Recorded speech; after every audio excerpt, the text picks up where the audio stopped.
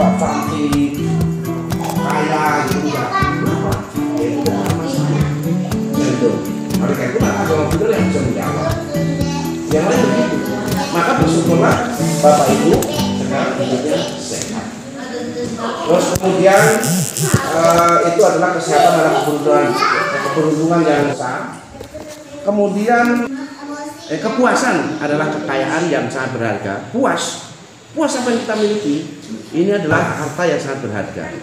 Kepercayaan adalah saudara yang dekat, yang sangat dekat, atau kerabat yang sangat baik. Kepercayaan adalah kerabat yang sangat baik. Nibbana adalah kebahagiaan yang tertinggi. Itu coba baca ayat Dhammapada 204. Gitu. Jadi nah dalam Sang Buddha. Jadi saya melihat Bapak sehat, itu senangnya luar biasa. Kebahagiaan itu tidak diukur dengan harta kita banyak. Enggak. Banyak orang yang hartanya banyak itu juga menderita kok. Sekarang juga Sambo, Bapak Ibu lihat Sambo. Padahal hartanya bertumpuk-tumpuk itu.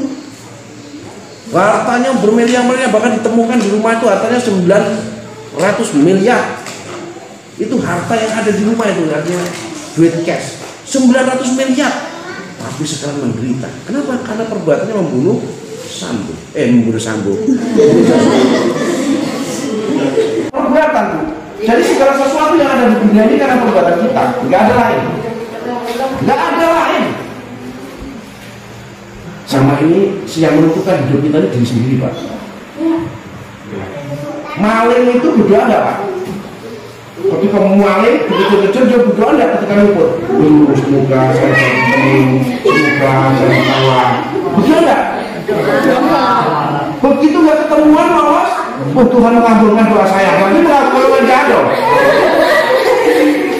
Ya? Berarti mengabulkan jatuh. Nah sekarang pemain sepak bola.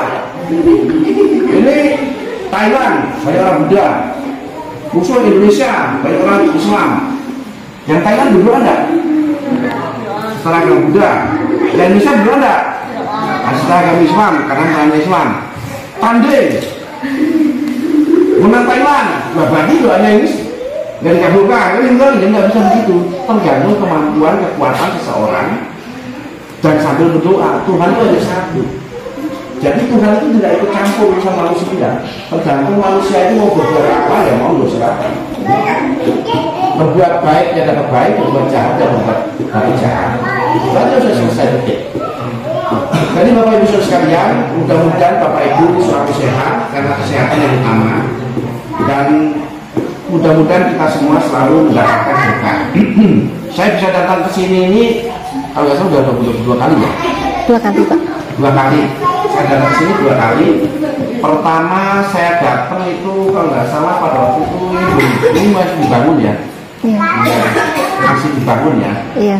Yang kedua ya sekarang ini berkat perjuangan Bu Megawati. Bu Megawati dan Bapak Ibu yang sekarang membangun tempat ibadah ini, sepanjang tempat ibadah ini masih digunakan untuk mendidik umat, untuk sembahyang, maka Bapak Ibu punya karma baik. Sekalipun kemarin hanya gotong semen dari luar ke sini, artinya Bapak Ibu sudah ikut berjasa berdirinya tempat ini. Nah kalau tempat ini terus menerus digunakan untuk membina orang, maka Bapak Ibu telah mendapatkan karma baik terus. Persis seperti ini loh Bu. Ibu Bapak Ibu membuat sebuah jembatan. Jembatan itu menolong orang menyeberang dari satu tempat ke tempat yang lain. Sepanjang jembatan itu masih digunakan orang, maka setiap hari Bapak Ibu dapat karma baik. Satu kali hari ini, satu kali lewat 1 orang, gratis menolong 1 orang perbuatan baik. Satu hari berapa orang? 5 orang. 2 hari, 3 hari, seminggu, sebulan, setahun. Ibu nongkrong aja, itu karenanya bertumpuk-tumpuk. Hanya karena ikut membangun jembatan itu. Bayangkan hal ini sepanjang ayat gunakan, berapa banyak karma baik kita. Nggak sadar kita. Maka kadang-kadang orang tahu-tahu, kok saya dapat hadiah ya? Betul, kok saya sehat ya? Betul, kok saya kok tanaman saya kok bagus ya? Kok nggak bagus? Apa sih karma apa sih? Padahal sama musimnya, pagarnya sama, pupuknya sama. Kenapa hasilnya berbeda? Saya punya peliharaan kambing tuh, kambing saya kok sehat, kok yang lain nggak sehat? Kita nggak ngerti karena apa kalian? Karena apa kemarin yang membuat kambing saya sehat? Yang lain tetangga kemarin jual murah, pas saya jual pas mahal. Nah itulah ada rezeki tidak tahu, itu akibat dari karma-karma yang tidak kita ketahui kapan kita berbuat. Kan gitu?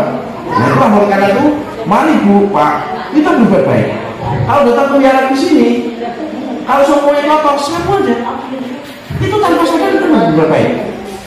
Ada rumput cabut, kamu juga pelihara kok becek, udahlah, tak buat ini, tak buat batu, pikir-pikir supaya orang lewat tidak becek. Itu karma baik. Karma baik. Menganjurkan anaknya pelihara, karma baik. Masalah mau atau nggak mau, yang penting saya sudah menganjurkan. Karma baik. Supaya apa? Supaya nanti anak kita memiliki perilaku yang baik. Ya. Nah, kemudian anak-anak kita, Bu, harus kita bimbing menjadi orang-orang yang sukses, menjadi orang-orang yang hebat. Kalau ada yang mau sekolah di Jakarta gratis, kan sudah saya bilang dulu, saya sudah daftar sama Bu Metawati. Nanti kemarin sebetulnya dari Jakarta sudah mau datang mencari anak-anak yang mau sekolah ke Jakarta gratis, tapi harus sekolah di perguruan tinggi agama Buddha. Sekolahnya gratis, isinya nggak bayar, nanti kosnya nggak bayar, tapi pakainya beli sendiri. Kalau di rumah aja pakainya juga beli sendiri gitu, kan gitu. Supaya Pak, anak-anak kita bangkit. Di desa saya, Bu, desa tempat orang tua saya, itu setiap rumah-rumah Buddha ini rata-rata semua sarjana. Minimal sarjananya 1-2 sarjana. Dan kemudian rata-rata jadi pegawai negeri. Satu rumah itu bisa 5 pegawai negeri, bisa 2 pegawai negeri, dan segala macam. Nah ini, oleh karena itu mana anak-anak kita harus kita bimbing supaya menjadi anak-anak yang berpendidikan. Umat Buddha masih punya kesempatan sekolah gratis, silahkan. Siapa yang sudah lulus SMA? Mau lanjut? Udah lanjut? Lanjut, ngapor sama Bu Metawati. Nanti mau sekolah di mana? Mau Sriwijaya boleh, mau Raden Wijaya boleh, mau Nalanda boleh. Nanti saya upayakan gratis. Tapi baju nggak gratis. Gitu. Ya tapi sekali gratis orang tua tetap kirim lah sedikit ibaratnya untuk dijaga lah, ibaratnya gitu, jangan kemudian lepas karena bagaimanapun itu tetap anak kita kan gitu. Naik pesawat gratis. Gitu, selama enggak. Nah itu naik pesawat. Tapi udah Boston belum? Udah Boston belum? Vaksin 3. Vaksin booster. Ini anak Bapak. Sekolah kan Pak? Minta Bu Meta. Kalau Bu Meta nanti dia nggak sanggup, biar dia ngomong sama saya. Gitu, ya. Nanti biar kita sekolahkan. Minimal di sini harus ada pemuda yang sukses, pemuda yang berhasil. Jadi jangan hanya sekedar SMA nikah, punya anak, hidup anak, sepanjang hayat tidak akan pernah maju. Gampang kali ini Bu. Kalau nanti duitnya udah banyak, 10 direntengi juga bisa.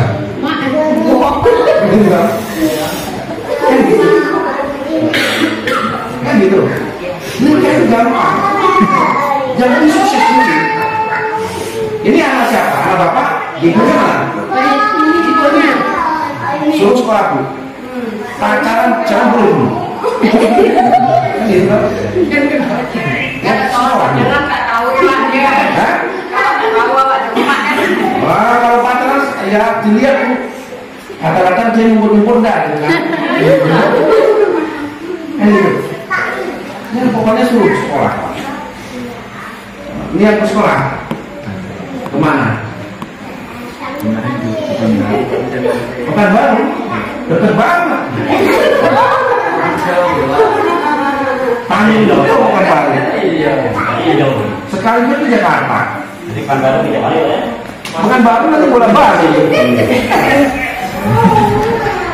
Jakarta Sriwijaya itu kampus Buddhis. Itu nanti jangan lama. Dan ini namanya Sriwijaya. Tapi terserah mau Pekanbaru juga boleh. Sini ada yang sudah di anu? Ada Pak. Yang di sekolah kan Sriwijaya? Ada satu. Satu anaknya apa? Pak Nen. Cuma nggak hadir Pak, katanya orang tuanya sakit. Ya udah nggak apa-apa. Nggak masalah. Adiknya mana? Oh ini Mulia. Oh ya. Siapa? Yang mana adiknya? Oh Kastika. Oh ya. Mulia. Kastika. Ini adiknya Nantong.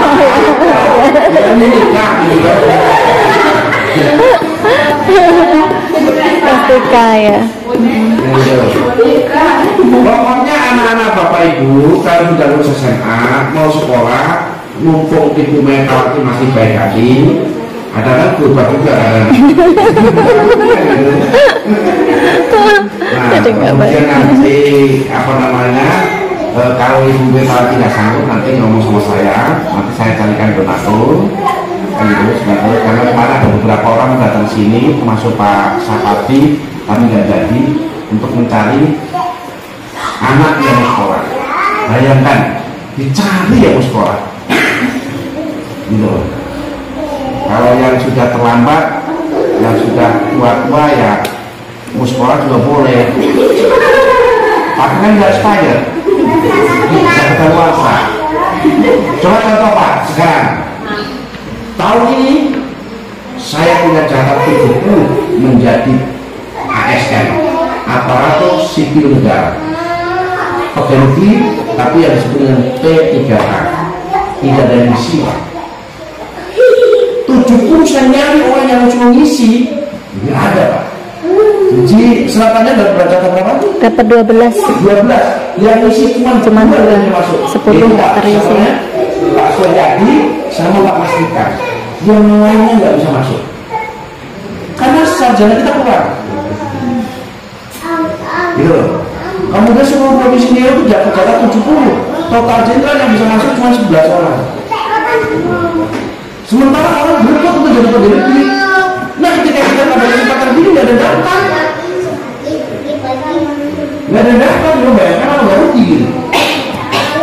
Sementara yang lain bukan untuk jadi pegawai negeri.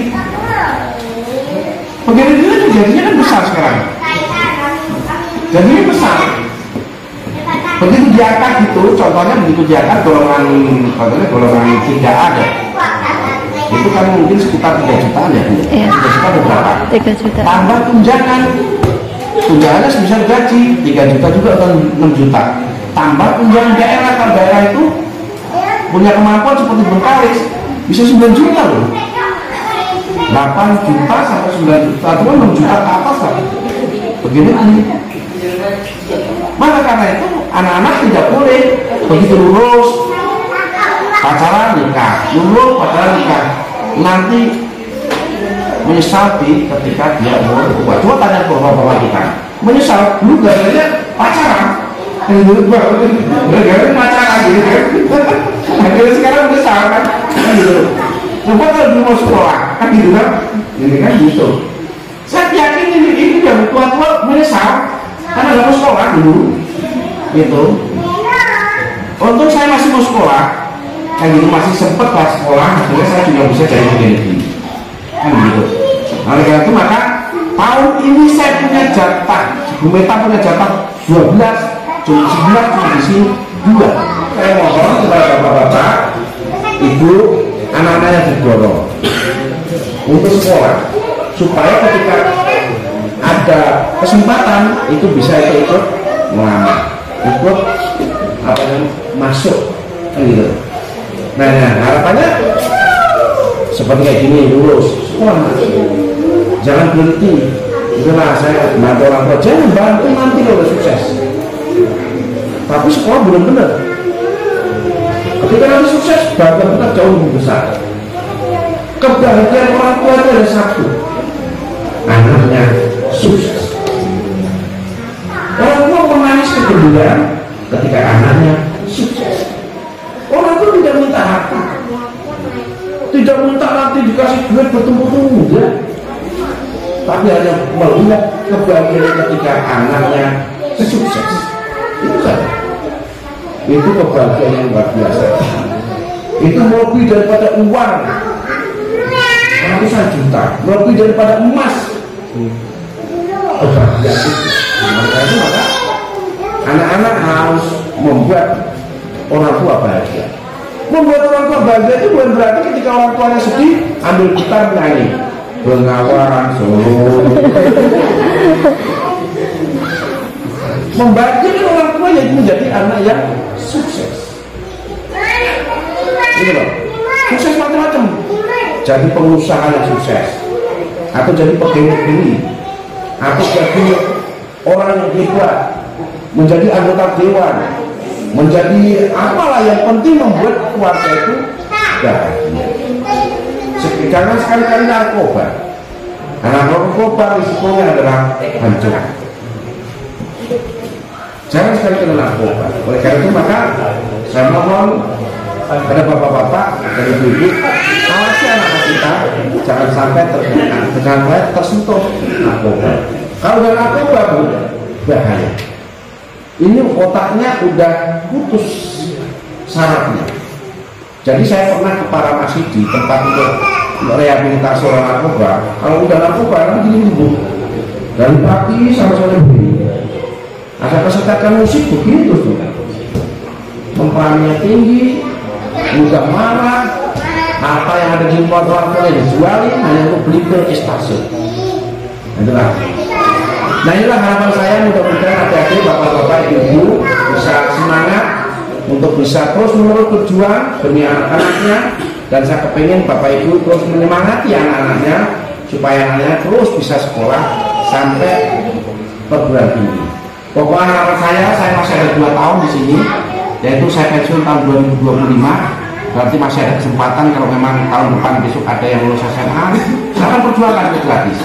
Supaya nanti saya juga punya peninggalan sejarah di sini, pernah memberikan semangat kepada anak-anak untuk menjadi orang yang sukses. Kebahagiaan Bu Metawati juga hanya satu. Ketika anak-anak sini bangkit, ada yang menjadi contoh dan ada yang sukses. Tapi Bu Metawati akan menangis sedih ketika di sini nanti anak-anaknya tidak ada satu yang sukses. Kecil-kecil udah pada kawin, udah pada nikah, udah gendong anak. Tidak ada satu pun yang berhasil, maka dia juga akan nangis. Nah tapi dia kan bangga, kita di tempat lain, anak dia lupa teman, ada yang sudah sarjana Pak, ada sekarang sudah jadi P3K, ada yang jadi polisi. Jadi paling-paling bukan anaknya, tapi kebanggaan karena seiman. Itulah yang menyebabkan kenapa Ibu Metawati terus-menerus ingin membinanya, ingin memberikan binaan, bahkan ingin menyalurkan itu. Nah gitu tahu. Ya, mungkin yang bisa menyaksikan Bu Metawati 10 tahun yang akan datang, saya udah meninggalnya. Kalau Bu Metawati masih bisa menyaksikan, saya paling-paling ya sudah tinggal berapa tahun, gitu kan. Kesuksesan yang ada saya udah 4 tahun lagi. 100 tahun. Saya sih kepengen hidup 100 tahun lagi. Iya Pak. Ya, saya kira itulah Bapak Ibu Saudara sekalian. Terima kasih karena nanti malam saya masih ada acara pertemuan dan mudah-mudahan kita terus-menerus semangat untuk mengabdi. Pokoknya anak-anak kita bawa kuliara, sembahyang kalau usah lama-lama. Yang penting kita mengerti dharma. Karena yang paling penting adalah setiap orang mengerti dharma. Bukan karena sembahyang lama. Meditasi kalau usah lama-lama. Kalau lama-lama nanti yang tua-tua itu capek, besok nggak datang lagi. Kalau sembahyang dari A sampai Z dibaca, yang tua-tua nanti males kebahagiaan. Kalau sembahyang sederhana, menyenangkan, membahagiakan, udah selesai itu. Sang Buddha kan pernah sempurna bukan karena sembahyang, tapi sang Buddha bukan pernah sempurna karena dia mensucikan batinnya. Karena hanya batin yang bisa disucikanlah yang kita bisa menjadi Pak Ali. Pak jangan sampai kan itu Pak nanti Pak pada nggak kebagian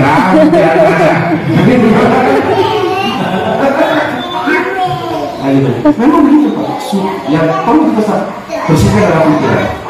kebencian, keserakahan, dengki, dan iri hati. Itu yang kita bersihkan. Sembahyang itu hanya alat supaya kita tahu, kita paham, dan akhirnya bisa menghilangkan kebencian, keserakahan, iri hati, dan kebodohan. Sembahyang 5-10 menit setengah jam di sini, ibu-ibu sudah terhindar dari berbagai macam banyak kejahatan. Pertama, ibu begini, ketika sembahyang baca pantang, ini tak tambah sedikit, udang sarnan kajami, pasti mulut kita terjaga dari perbuatan jahat untuk berbuat kotor. Karena apa? Terkunci. Udang sarnan kajami, gamang sarnan kajami, kan nggak ada kata-kata kotor yang keluar. Tapi kalau kita di rumah bisa saja kata-kata kotor atau di tengah jalan terluka. Nah, selama 2 jam ini kita sudah terhindar dari perbuatan jahat melalui ucapan. Kemudian duduk manis, tangan begini, membaca pantang, sudah terhindar lagi dari perbuatan jahat dari jasmani. Tidak ada yang bukan sarana kajami tepuk, sama sarana kajami cubit, tidak ada. Berarti kita sudah terhindar dari perbuatan jahat melalui badan jasmani. Tapi mungkin barangkali bukan sarana kajami nyambung.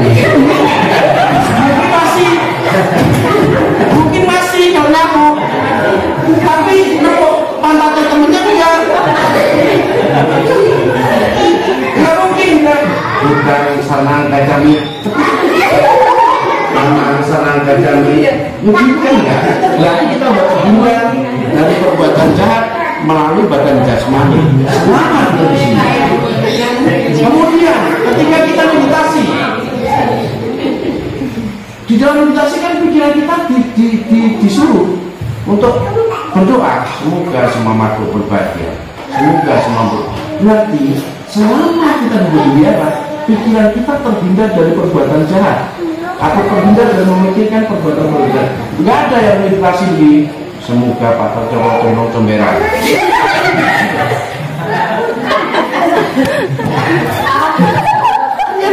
Artinya apa? Artinya pikiran kita udah terkendali dan terhindar dari perbuatan jahat melalui pikiran. Itu artinya selama ibu bapak duduk di dalam wihara sembahyang itu sudah terhindar dari perbuatan jahat melalui ucapan, terhindar perbuatan jahat melalui pikiran, terhindar perbuatan jahat melalui badan. Kemudian yang terakhir, ada dana paramita enggak? Ada ya? Marilah kita berdana. Ada, Pak. Kita badan jasmani kita dituntut untuk melakukan kebajikan, sungguh pun hanya Rp1.000.